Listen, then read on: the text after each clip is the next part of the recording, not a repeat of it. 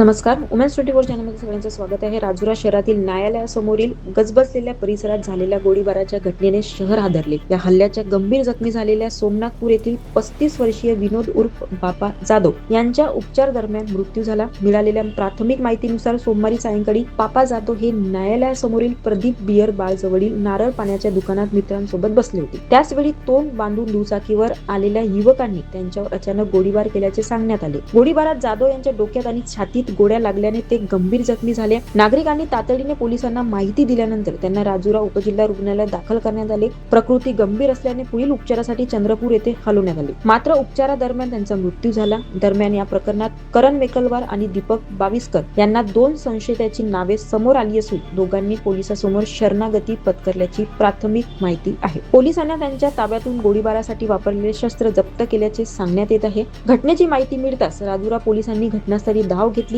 Upper police अधीक्षकांनाही घटनास्थळी भेट घेऊन परिस्थितीचा आढावा घेतला. या गोळीबारामागचे नेमके कारण काय याचा तपास सुरू असून सीसीटीव्ही फुटेज आणि प्रत्यक्षदर्शीच्या जबाबांच्या आधारे पोलीस पुढील तपास करत आहेत. प्रतिनिधी राजेश एसेकर सोबत बघत राहा उमेन्स 24 चॅनल. धन्यवाद.